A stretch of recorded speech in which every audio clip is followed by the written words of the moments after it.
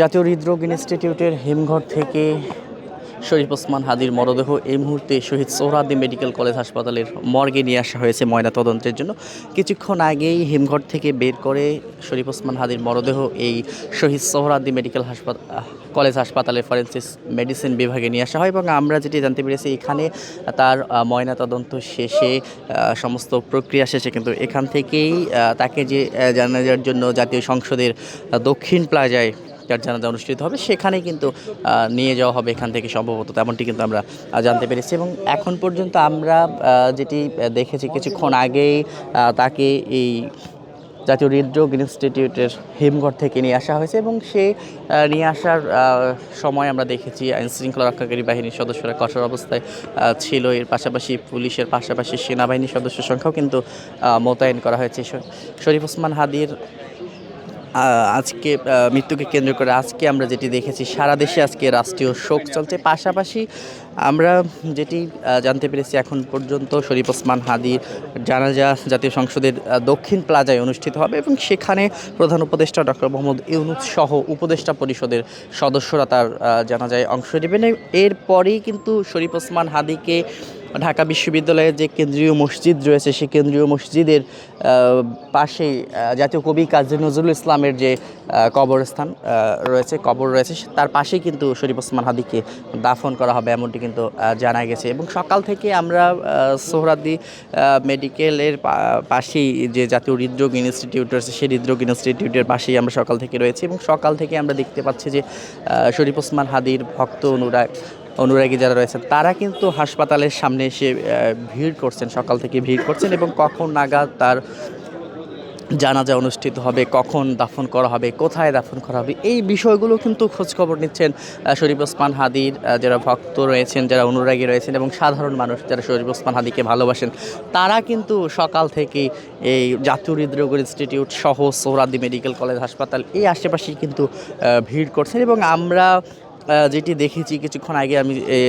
জাতীয় হৃদরোগ ইনস্টিটিউটের সামনে যে দেখে এসেছি যে শরীফ ওসমান হাদিকে গোসল করানোর জন্য আল মারকাজুল ইসলামের যারা দায়িত্বে রয়েছেন তারা কিন্তু সেখানে রয়েছেন। এখানেই ময়নাতদন্ত শেষে তাকে আবারও হয়তো বা জাতীয় হৃদরোগ ইনস্টিটিউটে নিয়ে যাওয়া হবে এবং সেখানেই গোসল শেষে তাকে জানাজার জন্য এখান থেকে প্রস্তুত করে নিয়ে যাওয়া হবে তেমনটি কিন্তু আমরা জানতে পেরেছি। এবং এই মুহূর্তে দেখাচ্ছিলাম শহীদ সোহরাওয়ার্দী মেডিকেল কলেজ হাসপাতালের মর্গের সামনে থেকে দেখতে পাচ্ছেন যে এখানে অনেকেই কিন্তু ভিড় জমাচ্ছেন, বিশেষ করে শরীফ ওসমান হাদি জুলাই বিপ্লবী থেকে শুরু করে জুলাই বিপ্লবী এবং একজন রাজনীতিবিদ এবং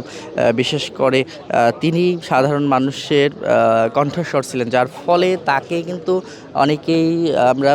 দেখি যে অনেকেই ভালোবাসেন এবং বিশেষ করে তিনি বিশেষ করে তরুণ প্রজন্মের কাছে অনেক জনপ্রিয় এবং সাধারণ মানুষের কাছে অনেক জনপ্রিয়, যার কারণে শরীফ ওসমান হাদির মৃত্যুতে সারা দেশে শোকের ছায়া নেমে এসেছে। সেই প্রেক্ষিতে আমরা দেখেছি আজকে রাষ্ট্রীয় শোক ঘোষণা করা হয়েছে, সরকারের পক্ষ থেকে রাষ্ট্রীয় শোক ঘোষণা করা হয়েছে। শরীফ ওসমান হাদি ইনকিলাব মঞ্চের মুখপাত্র এবং জুলাইয়ের একজন বিপ্লবী সেনানী এবং পরবর্তীতে তিনি আগামী যে ত্রয়োদশ জাতীয় সংসদ নির্বাচন অনুষ্ঠিত হবে সে ত্রয়োদশ জাতীয় সংসদ নির্বাচনে ঢাকা ৮ আসনে স্বতন্ত্র এমপি প্রার্থী হিসেবে তিনি প্রচারণা চালাচ্ছিলেন। সেই স্বতন্ত্র এমপি প্রার্থী হিসেবে প্রচারণা চালানোর সময় কিন্তু আমরা দেখেছি গত শুক্রবার রাজধানীর বিজয়নগর এলাকায় শরীফ ওসমান হাদিকে লক্ষ্য করে গুলি চালানো হয় এবং প্রথমেই তাকে সেখান থেকে দ্রুত ঢাকা মেডিকেল কলেজ হাসপাতালের ইমার্জেন্সিতে ভর্তি করা হয় এবং সেখান থেকে পরবর্তীতে আরেক উন্নত চিকিৎসার জন্য রাজধানীর এভার কেয়ার হাসপাতালে নিয়ে যাওয়া হবে এবং পরবর্তীতে তাকে আরও উন্নত চিকিৎসা দেওয়ার জন্য সিঙ্গাপুর জেনারেল হাসপাতালে ভর্তি করা হয় এবং সিঙ্গাপুর জেনারেল হাসপাতালে চিকিৎসা চলাকালীন শরীফ ওসমান হাদি মৃত্যুবরণ করেন। এবং গতকাল আমরা দেখেছি গতকাল সন্ধ্যায় শরীফ ওসমান হাদির মৃতদেহ সিঙ্গাপুর থেকে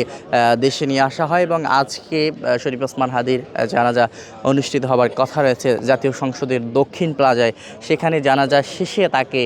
জাতীয় কবি কাজী নজরুল ইসলামের কবরের পাশে দাফন করা হবে এমনটি কিন্তু আমরা জানতে পেরেছি। তো এই ছিল এখন পর্যন্ত শহীদ সোহরাওয়ার্দী মেডিকেল কলেজের মর্গের সামনে থেকে সর্বশেষ পরিস্থিতি। আবার যদি একটু বলে রাখি, কিছুক্ষণ আগেই শরীফ ওসমান হাদিকে তাকে যে হিমঘরে রাখা হয়েছিল, জাতীয় হৃদরোগ ইনস্টিটিউটের হিমঘরে রাখা হয়েছিল, সেখান থেকে তাকে এই মুহূর্তে শহীদ সোহরাওয়ার্দী মেডিকেল কলেজ হাসপাতালের মর্গে নিয়ে আসা হয়েছে ময়নাতদন্তের জন্য। তো এই ছিল এখান থেকে সর্বশেষ পরিস্থিতি।